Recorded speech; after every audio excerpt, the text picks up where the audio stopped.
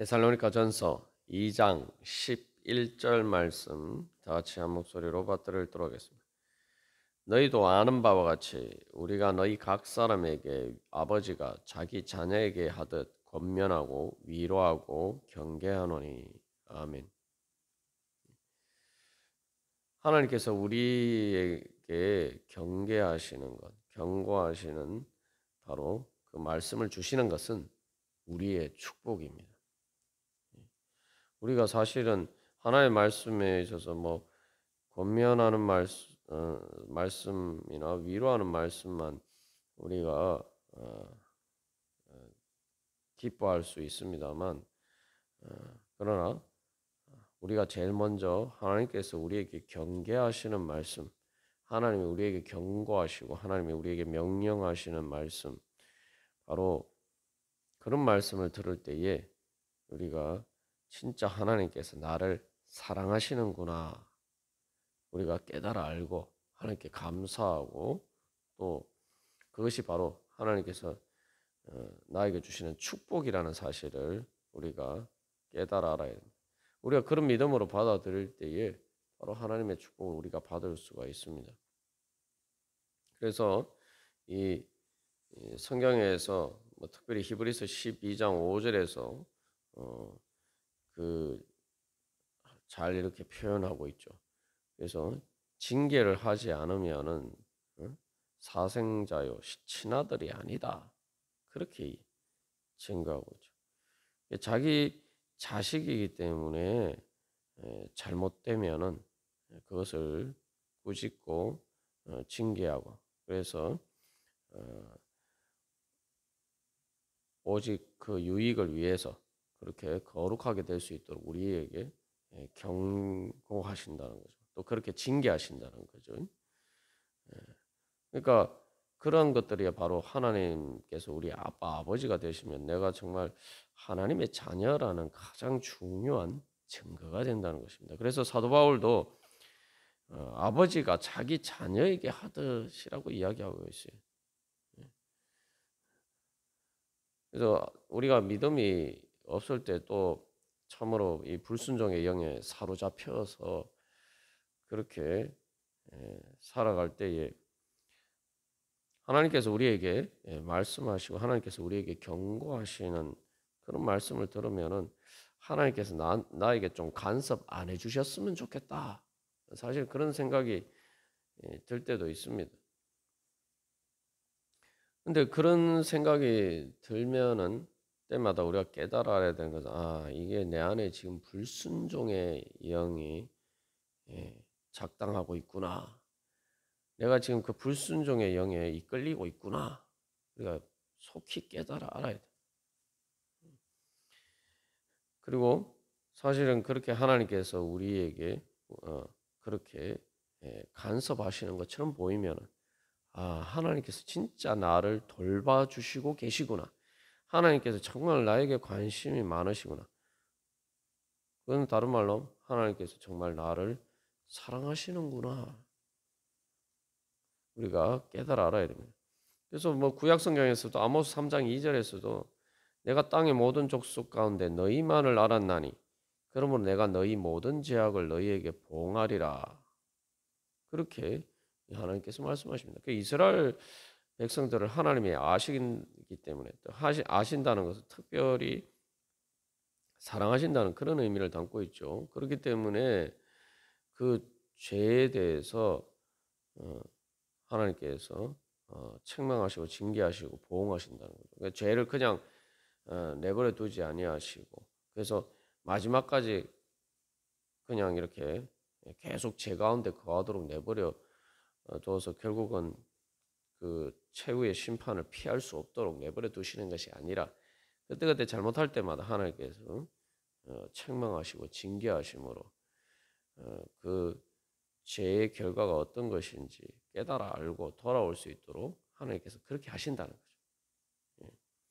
이게 중요한 것은 너희만을 알았나니 이렇게 되어 있는데, 특별히 하나님이 그렇게 사랑하시는 하나님의 백성이기 때문에 그렇게 하신다는 거죠.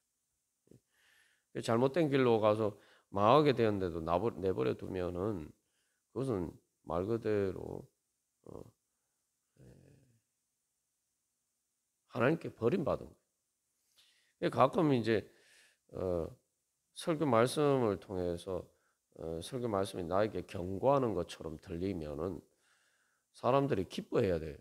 왜냐하면 참 이 하나님이 나한테 말씀을 주신데 모든 성도들 중에 특별히 하나님이 나 들으라고 말씀하시는구나 이렇게 생각이 들면은 특별히 하나님이 나를 위해서 이 말씀을 준비하게 하시고 또 예비하시고 나에게 말씀하시는구나. 우리가 이렇게 받아들여요. 그러니까 그 말씀이 뭐 저기 그 특별히 그 목회자가 나를 공격한다. 설교하는 사람이 지금 나를 다른 사람은 가만 내버려 두고 나만 특별히 미워서 나를 공격한다. 이렇게 받아들이면은 그러니까 성경 말씀과 정반대로 받아들이는 거죠. 그래서 뭐 실제로 그런 특별한 의도를 가지고 악의적으로 그렇게 말씀을 전한다. 나를 책망하기 위해서 말씀을 전한다. 이렇게 생각하면은 사실은 우리가 그것이 어리석은 것이죠. 그래서 어쨌든 중요한 것은 그 내용을 들었을 때에 그 내용 자체가 그 말씀이 진리고 내가 그것을 내가 적용해서 내 자신이 그것을 말씀을 통해서 내가 교정되어야 될 부분이 있다면은 바로 그것을 하나님께서 나에게 하시는 말씀으로 받아. 특별히 나를 위해서 말씀을 주신다. 이게 나를 공격하는 것이 아니라 나를 축복하시는 말씀이다. 이렇게 받아들여요. 근데 성경에서 보면은 그 하나님께서 말씀을 전하실 때에 자기를 공격하는 것처럼 하나님 경고하시는 말씀을 그렇게 받아들이는 사람들이 있죠. 성경에도 그런 사람들이 많습니다. 그 대표적인 경우가 뭐 하나님이 아담과 하와부터 그 마찬가지죠. 처음부터 보면 하나님이 아담아 네가 어디 있느냐 부르시는데 하나님 마치 자기를 불러다가 무슨 부끄러움을 주시고 책망하려고 하시는데 목적이 있는 것처럼 그렇게 받아들이고 하나님을 피해서 숨잖아요. 그게 한 걸음 나온 가인은 오히려 하나님을 대적하잖아요. 내가 뭘 잘못했습니까? 뭐 이런 식으로 나온. 하나님이 다 기회를 주시는데 그런 식으로 오히려 하나님을 공격한단 말이죠. 예수님 당시에도 마찬가지죠. 그 예수님이 사실은 바리새인들에게 특별히 화 있을진저 그것이 말 그대로면 저주받을지어다 그러면서 책망을 직접적으로 이렇게 지적하시면서 책망을 하셨단 말이죠. 그게 뭐 바리새인들에게 저주받으라는 그런 얘기가 아니고 너희들이 계속 그런 죄를 지으면은 너희들 스스로 너희들 자신을 저주하는 것이나 마찬가지입니다. 그러니까 그것을 심각성을 깨달아 알고 하나님의 축복을 받으려면은 너희들이 회개하고 돌아와야 된다. 예수님이 그렇게 말씀하시는데 오히려 그것에 대해서 분노하면서 예수님을 미워하고 예수님을 죽이려 하고 또 실제로 예수님을 십자가에 못 박아 죽이죠. 대제사장과 그 무리들도 마찬가지입니다. 그래서 그냥 이렇게 예수님이 복음을 전하실 때는 가만 예수님을 싫어도 그냥 내버려 뒀었는데 자기 그 성전에서 그 장사하는 사람들 그 사람들이 이제 대제사장 이런 무리들과 어떤 거래가 있었기 때문이라는 거죠.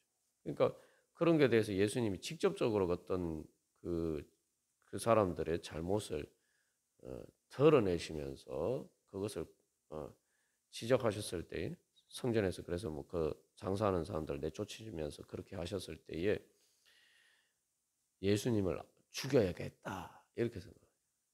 그래서 십자가에 예수님을 못 박아 죽인 거예요. 그 이에도 마찬가지죠. 예. 스데반을 사람들이 죽일 때에도 말씀을 듣고 마음에 찔리니까 자기들의 길을 막고 소리를 지르면서 스데반에게 달려들어서 스데반을 돌로 쳐 죽입니다. 근데 이 말씀을 듣고 찔렸을 때 반대로 반응하는 사람들이 있어요. 오순절 성령 강림 이후에 베드로가 첫 번째 그 설교를 했을 때 기독교가 공식적으로 탄생하는 날이 바로 오순절 성령 강림절이죠. 그리고 그래서 그것을 통해서 어떻게 보면은 베드로가 첫 번째 기독교 교회에 공식적인 설교를 했는데 그 설교의 결론이 너희들이 예수님을 십자가에 못 박아 죽였다. 너희들이 살인자야. 그냥 살인자도 아니고 주와 그리스도 메시아와 주님. 거기서 주님이랑 하나님이 너희가 다시 말하면 그게 정말 무시무시한 말이에요. 너희들이 하나님 메시아 정도가 아니라 너희들이 이 땅에 오신 하나님을 죽인 사람들이다. 그렇게 이야기해요. 그러면 우리가 언제 그랬냐 이렇게 나오는 게 아니라 그 얘기를 듣고 마음에 찔리니까 스데반을 죽인 사람들처럼 그렇게 스데반을 돌로 쳐 죽인 게 아니라 듣기 싫어서 자기들의 기를 막고 자기들 소리를 지르면서 그렇게 스데반을 죽이듯이 그렇게 베드로를 공격하지 않고 어떻게 합니까? 마음에 찔려서 우리가 어떻게 하면 됩니까? 우리가 어떻게 하면은 우리의 죄에서 벗어날 수 있습니까? 우리가 어떻게 하면 구원받을 수 있습니까? 그렇게 오히려 그렇게 물으면서 나오죠. 그러니까 이제 베드로가 회개하고 예수 그리스도의 이름으로 세례를 받고 성령을 선물로 받아라. 하나님이 주신 축복을 받아서 바로 그 사람들이 바로 그 베드로의 설교를 듣고 마음이 찔렸던 바로 그 찔려서 믿음으로 회개하고 돌아온 바로 그 사람들이 오순절 성령 강림 후에 처음으로 예수님을 믿는 사람들이었고 결국 어떻게 됩니까? 그들이 정말 성령의 기쁨으로 충만한 사람들이 되었다. 그게 우리가 어떻게 보면 성경에 잘 드러나 있는 얘기죠. 그래서 구약 성경에도 보면은 그 사람들이 거짓 선지자들은 좋아하는데 참된 하나님의 말씀을 전하는 사람은 다 싫어하죠. 뭐 아합 왕 같은 경우도 대표적이고 사실은 자기가 전쟁에 나가면은 그래서 하나님의 심판을 받아서 마귀의 고소를 받아서 결국은 마귀가 그 아합 왕을 죽이려고 파멸로 이끌려고 전쟁터로 끌어내는데 거기에 대해서 오직 유일한 한 사람만이 지적을 하죠. 당신 전쟁 나가면 죽습니다.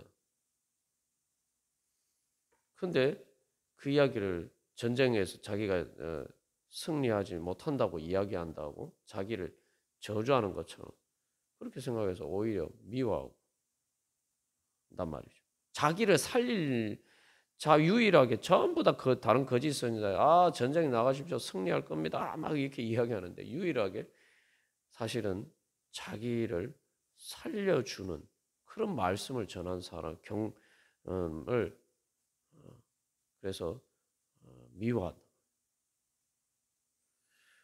그래서 많은 하나님의 선지자들이 그래서 다 미움을 받았어요. 사실은 자기들을 살려주는 그런 생명의 말씀을 전해줬는데 그냥 안 될 거라고 마치 뭐 저주하는 것처럼 그렇게 받아들여요.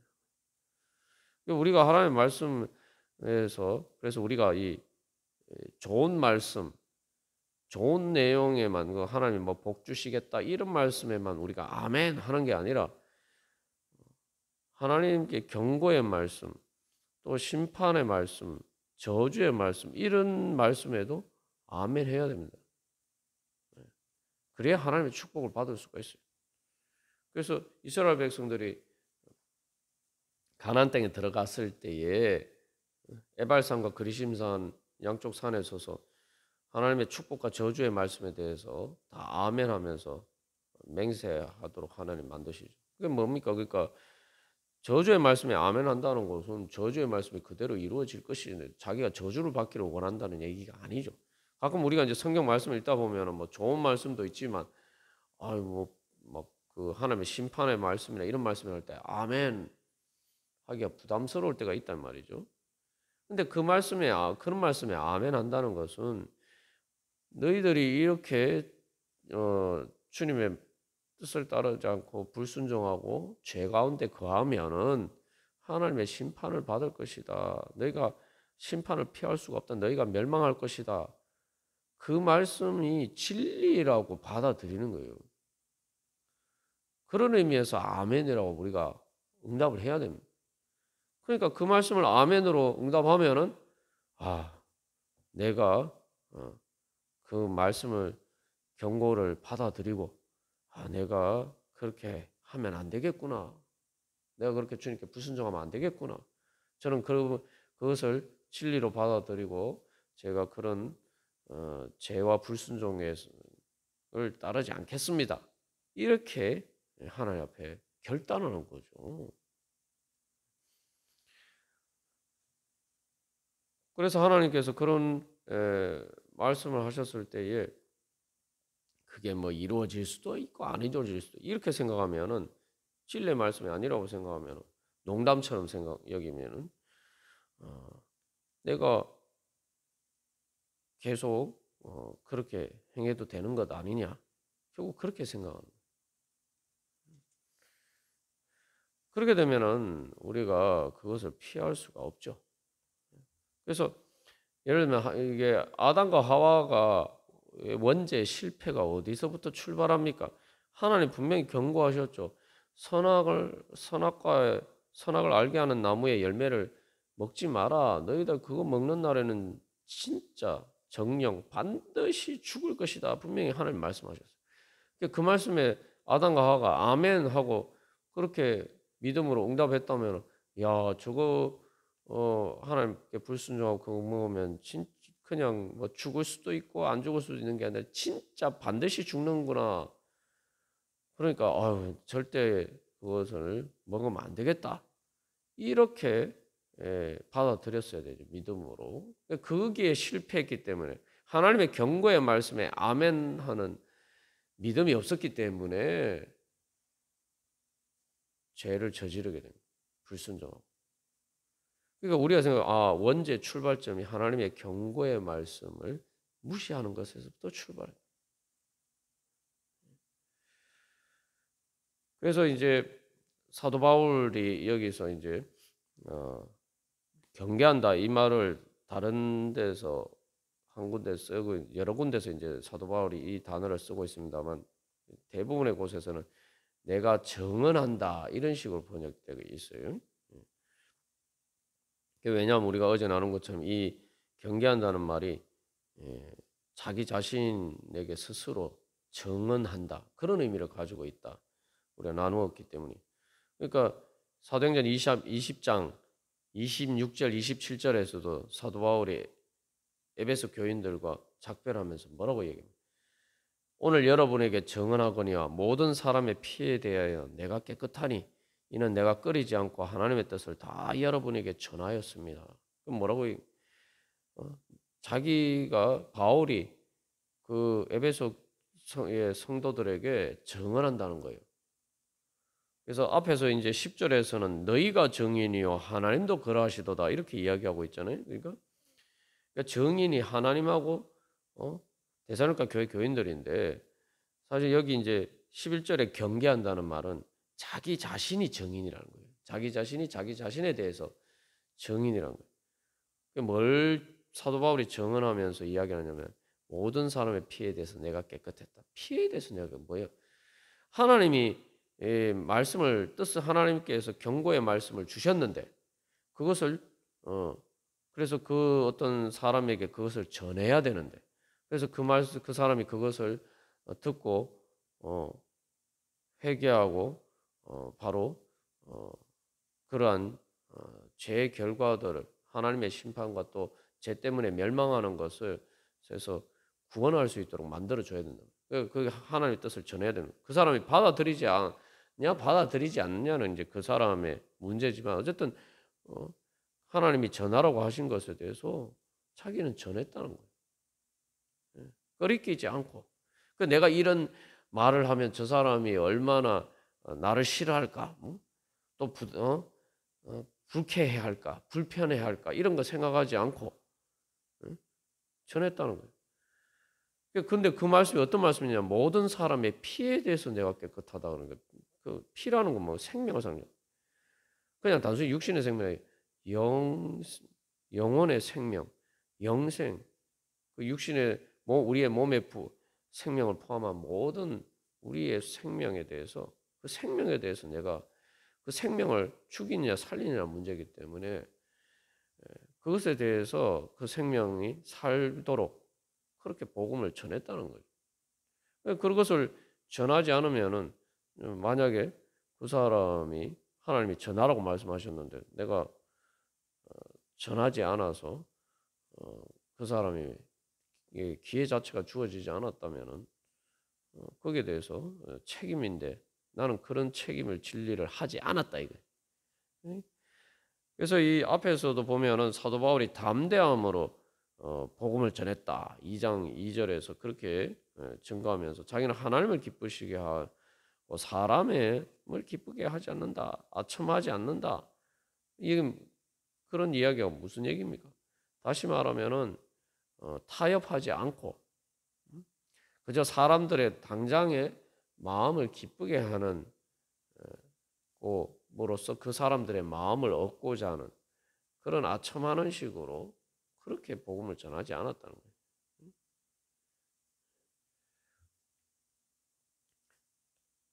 그렇기 때문에 사도 바울이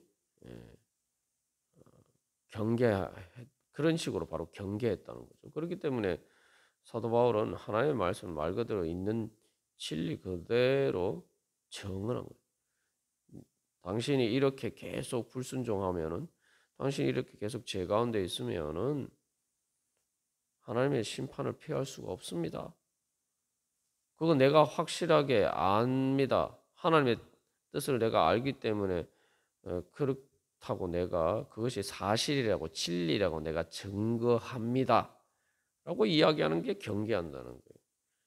하나님의 말씀이 그런 우리에게 경고하시는 그 하나님의 말씀이 진짜 진리임을 내가 증언한다는 거죠.